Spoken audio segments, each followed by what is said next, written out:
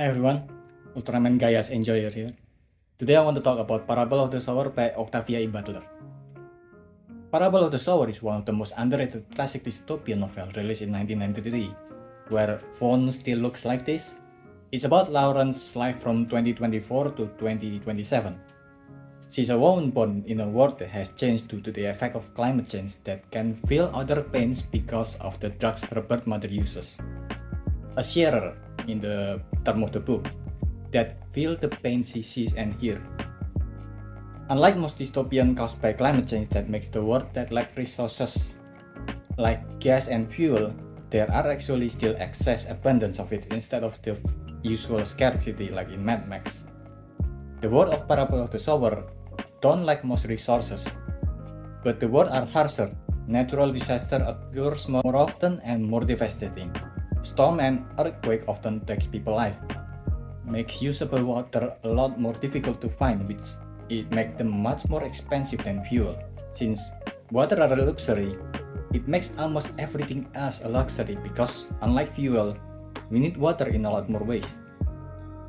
At the start of the book, Lauren lives in a gated community with her family and a few others, but she knows that the wall and the security around the community won't always keep her safe. People always find ways to go over, to go under and through it. Unfortunately, the others are too busy wishing for things to go back to what it used to since they still remember that. And most children didn't have the luxury of the book she read since she was a child, so they don't know what to expect more often.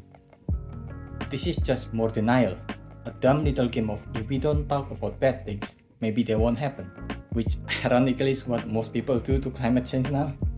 Then of course, something happened that changed everything she knows. So she started her own journey in this world, to try to build her own community, to start something that future generation can use, to start Earthseed, a belief she has that one day they can live to the star, move on to a better future, not back to the past. This is the story where she sows her seed so future generation can use them. I want you to be serious. I realize I don't know very much. None of us know very much, but we can all learn more. Then we can teach one another. We can stop denying reality or hoping it will go away by magic. Then there's the writing of the book. It's so amazing. The author really knows how to make words sound beautiful.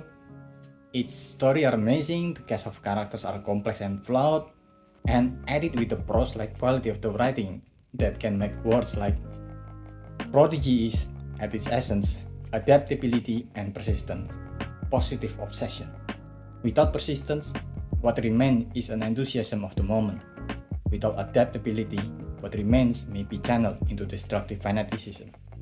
Without positive obsession, there is nothing at all. Then the character also sometimes read poems in each chapter like, all struggles, power struggles, are essentially who will rule, who will define, who will lead, refine, confine, design, who will dominate. All struggle are essentially power struggle, and most are no more intellectual than two rams knocking their head together. All of that make for this very amazing book.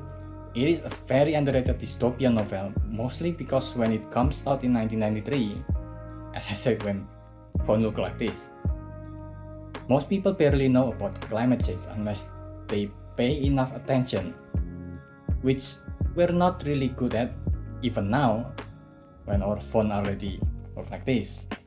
But this is one of the dystopian beside brand new world that ages really well due to reasons that are, well, unfortunate for us, because a lot of the world building that are in the novel as the years goes on since its writing started to mirror a lot of events that have happened in our world.